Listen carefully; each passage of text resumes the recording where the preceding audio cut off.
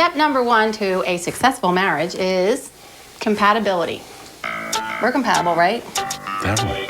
I cook and he eats. I cook occasionally. He was an Elvis fan, so now I am. I cook occasionally. Right, but you eat more than you cook. Right. I'm always cold, he kicks off the covers. But then you lay on them, and then I can't move. Why lay on you to warm you back up? But I'm too hot already. Like, I don't need... You said you're cold. I know, but I can't breathe when you do that. But we're compatible. All right. Actually, I just do everything for you, and... That is a major secret. Yeah, be a slave. I do. I get all your stuff. I get this, get that, get this. Is that compatibility? Or is that slavery? No, it's compatibility. Oh, okay. There you go. The number 1 reason for a successful marriage is compatibility.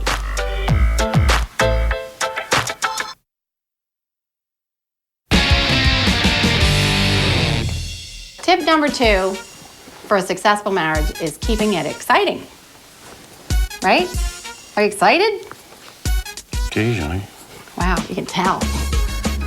Like, What do you some mean? excitement. Come on. Do you ever show excitement? Because, you know, even when I say, how do you like what I made you for dinner? You're like, it's edible. Grass is edible. I honestly thought edible was a major compliment. No, it's not. Edible is barely palatable. Like, edible means like, maybe I could eat this grass because I'm stranded in a hut. But I say it in a French way, like it was edible. We're supposed to be giving good examples, good examples, good examples. So let's think of a good example that somebody could actually, they can air. Go ahead. This is supposed to be a good thing. Give me one. All right, well, how about that,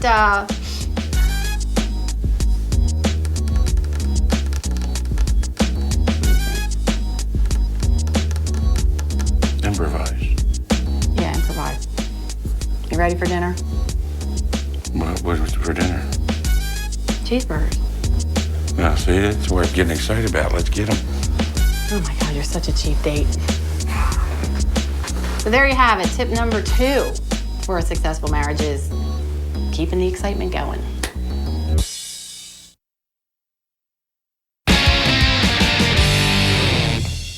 Tip number 3 to a successful marriage is don't let your kids change how you feel about each other. What do you mean by don't change? I don't get that part. Jess and Bam. Right. Right. Has it changed us since before we had kids? Feel about each other? I can't even say that with a straight face. Right, you shouldn't change for anybody. We just watch our backs, lock our doors, and make sure that if we do lock our bedroom door, be prepared for it to be kicked in. Because ours has been twice. But they're not changing us in any way, shape, or form. I'm a little more aggressive now that I'm the big 5-0, but I can't help it. I've been like docile my whole life. And there's only so many times you can be blown up and not get pissed off. Do you know how much stuff they've done to me? Do you know how many times I've painted my kitchen? In years. Should we talk about my staircase? Should we talk about the hole in my ceiling? How about my lighting? How about this door? How about my garage doors? How about all that stuff? Should I keep on talking? Stuff that I was keeping as a collection they've used as props, never to be seen or heard from again. You make Edith look like she was never a pain in the butt to Archie. No. Edith should have chopped his head off. We're gonna talk people into tip number 4, the divorce. Tip number 3 for a successful marriage is don't let kids change you. But they'll be part of you, though. Just don't change. I'm trying not to.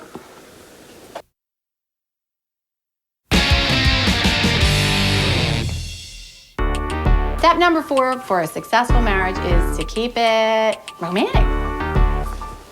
Right? Definitely. What have we done lately? We've done tons. We go out to dinner a lot. Like, we try to keep date night. Keep date night, that's important. Just a night for you guys. We've never had date night in our life. I know, you know what happens? We plan date night and then we invite Boo and Phil's parents, and then before you know it, there's 20 people on our date night. But at least we went out for dinner and I didn't have to cook. What'd you do? I've done romantic things. He's never forgotten a Valentine's Day. He's always got me flowers and chocolates for himself. You ate most of them. Way. Remember I rented a tux on Valentine's Day one time? Yes, you did. And then we went to a restaurant. And I felt stupid. Nobody else was wearing a tux. That I was know, stupid. but we got all dressed up. So what? That was a long time ago. That was in '75. But you worked at a tux place, so it wasn't a big deal. He wore tux every day. I would have loved to seen him just in a pair of jeans. It was like being married to the wedding singer. How about the time you were crying? Which day would that be? When you lost your ring, remember? Oh my gosh. He bought me the most beautiful marquee ring for, you know, when he proposed to me in the street on New Year's Eve, or Christmas Eve. He actually got on his knees in what was the name of your street? Hughes Avenue, and asked me if I wanted to get hitched. And then we went to church, and I kept, see, he's Catholic and I'm not, and I didn't know you keep on singing the whole Lord's Prayer, and I kept, No, we stopped and you kept stopped singing. and I kept going in front of the whole place on Christmas Eve. It was really... You kept going and going. He's the one that said, when we got married, are you Caucasian? No, I'm Catholic. And so, you know what? I said, on Starsky and Hutch, when they're looking for the bad guys, You a said Hawaii Caucasian male, what do you think? They're looking for a guy with a big cross around his neck. You said Hawaii 5-0. I said Dukes of Hazzard. No, I didn't say Dukes of When we Hazzard. got I said married, Starsky and Hutch. They Didn't weren't I? even out. It was Are you sure Hawaii they weren't? 5-0, believe Tom, me. it was Hawaii 5-0. Jeez, they weren't even out yet. We're way off on a tangent. Dukes of Hazzard, they weren't We were talking about the nice ring thing, and now you're talking about whatever. But now, romantically, Romantically, he proposed to me on Christmas Eve in the street on his knees. And I said yes, and you gave me the ring, and I had it for so long. And then I was cleaning like a maniac, and I think my ring got hooked inside the washer barrel and must have pulled a prong out. And I looked down, and my diamond was gone. So you know what he did? bought you that one. Bought me a new one. But it's different, but Not- it's never. And I make your coffee in the morning because I get up first. That's romantic, believe it or not. Sometimes I make yours, but yeah, I'm always that's happy for you. little things that he does that are very sweet and nice. And what else? Plenty. Let's think. Tip number 4 for a successful marriage, right? Stay romantic. Yeah, stay romantic.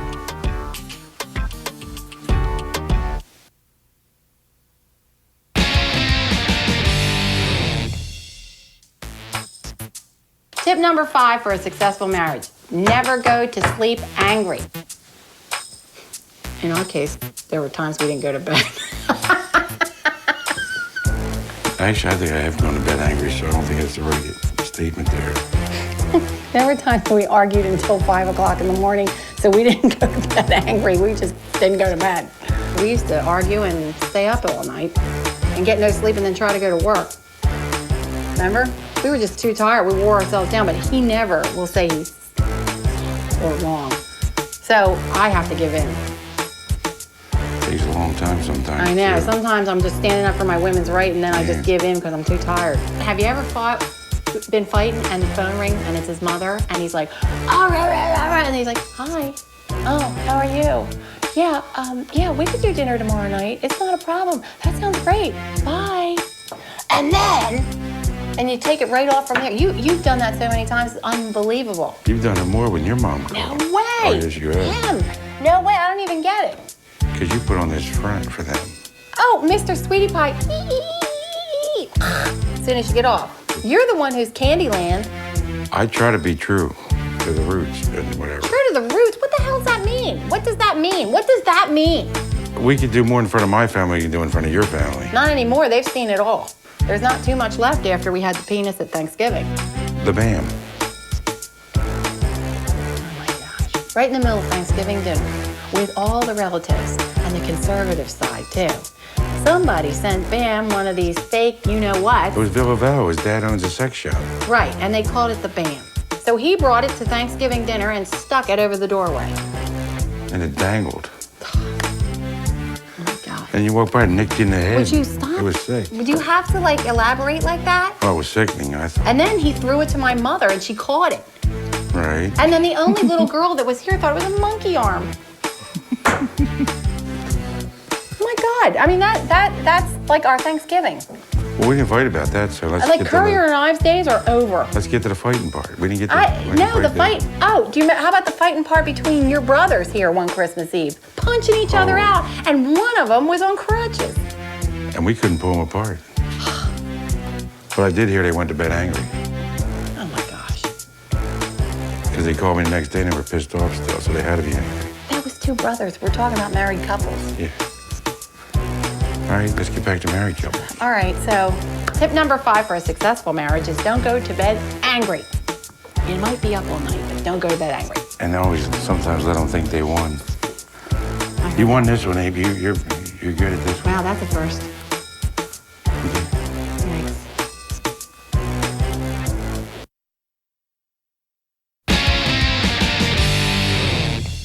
Tip number 6 to a successful marriage is communication. There's all different kinds of communication. The ones where you say, hey, make sure you pick the kids up at 6 o'clock because they're at the music lesson. And there's also the one it's like, hey, do you remember to lock the door when you leave or feed the cat? But then there's the other communication, and you know what I'm talking about. When you're at a dinner party, family party, and you gotta get the communication thing down. This means stop. This means don't go there. This means don't even say that because you'll die. There's all kinds of communication. Sometimes we have this. It's just like a batter's thing, you know. Means don't mention that at all.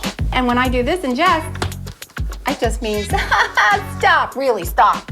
Oh, there's one other when you're walking in the mall and you don't know somebody's name and you're holding hands and you just... That means don't say their name because I don't know the other person's name and I can't introduce you. But I don't know their name anyway, even if you break my hand. Right, I know, but it means don't go there. And there's also one other, this one. Means don't go down that aisle in the store because there's somebody I know and I don't want to see her. Remember that one? Yeah, but how about the time I farted in the middle of the aisle? And I waited for the next few people. And I watched them pass out. He goes like this. That means don't come down here. But then you hide at the end and watch their face. It's funny as hell. Shut up. We're supposed to say romantic stuff like we sound like old people who are dying. I enjoy that, though. What is it a family function thing? I don't know, but it's You know fun. what I mean? So, tip number 6, know your communication, and you'll have a happy marriage.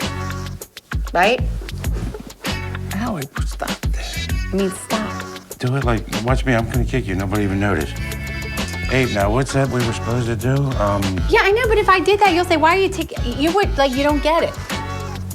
That little tap. I would love to give you a little tap like that, but you're still like, what? Oh, I'm a babe in the woods. I don't know anything. How could you not know anything after all these years? I thought it was just kind of juvenile stupidity when I met you. I didn't know it was going to stay that way. Wrap it up. Don't kick me. You know what a psychic once told me? She said, I see you having 3 boys. She goes, wait, I'm wrong. You have 2 boys. And you're stuck with the kid for the rest of your life. Your sons are going to grow up and pass him, and you're going to be stuck with a little kid. And guess what? You were right. Well, once somebody said it's part of the excitement. Okay. Occasionally We're you say supposed to be that. talking people into happy marriages, not out of them. Okay. Smile, Why? because we're convincing.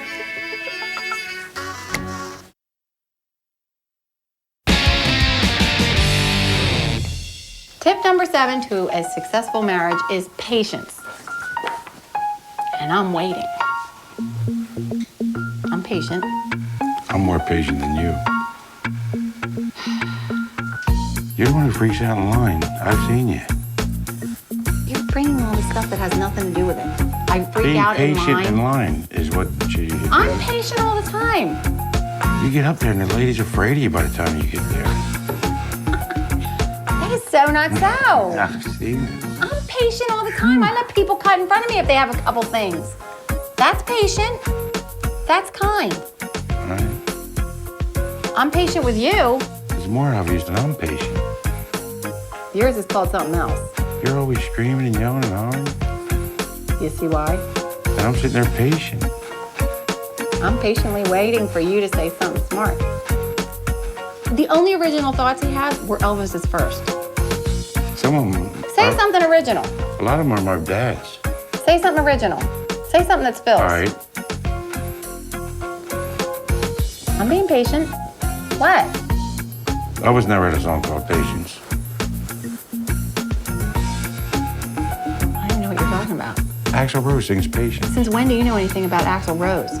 Since Jesse met him, I looked him up a little time. The only one that he sings that would even be like gently related to what we're talking about is Welcome to the Jungle. And he sings Patience. All right, whatever. Always sings Confidence, but it's not Patience. Tip number 7 is patience for a happy marriage, right? Definitely.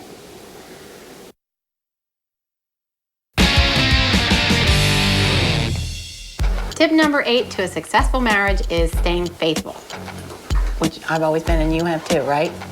Yeah. Except for the Playboy magazines. Do they really count? I guess not. Remember when Bam got really mad at you because he thought you were cheating on me with magazines? He found them. Yeah. Do you know what he does now? He actually orders Playboy magazines and puts them in Jesse's name and blames it on Jesse. They're Jesse's, but Jesse never gets them. They're in a pile if you ever want them. They're up Have there. you ever won some? But have you ever told him that he has a subscription? He knows. Yeah, we'll see about that. I've told him. That's not being unfaithful. And like when you're looking at chicks in the mall, that's not being unfaithful, right? I guess not. Going down to Miami Beach with all the topless girls, that's Yeah, not well, unfaithful. he loves the topless beaches. And Cancun And, well, and all them other beaches. he's just window shopping. Especially when they're younger, way younger than me. But you had to teach me which ones are real and which ones are fake. I still don't know. Oh, we have this whole code. Pelicans and Crabs. crabs. Which one was pelicans were fake? No, pelicans were real. No, they were fake. See, I don't know the difference, so it doesn't matter.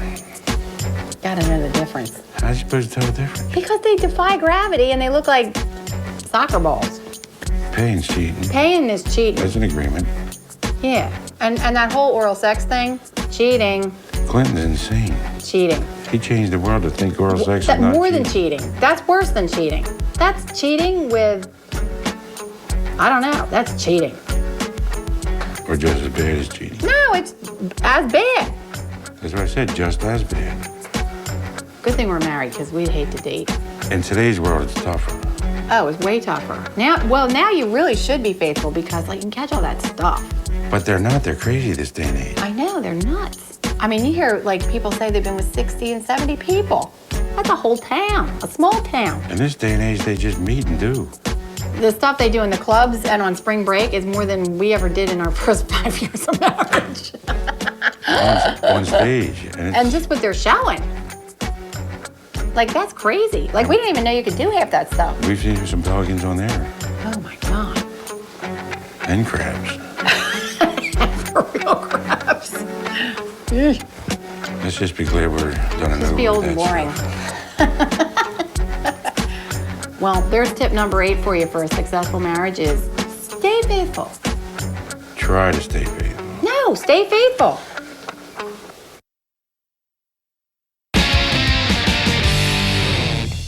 Tip number 9 for a successful marriage, honesty.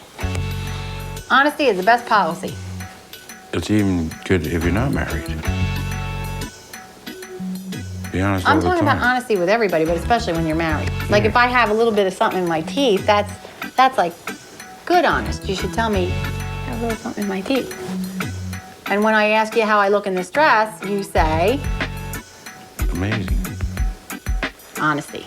So you do have something in your teeth. There's Do a I little really? black spot. Where? Yeah. There, now Right you there on got that little spot. it. You got it.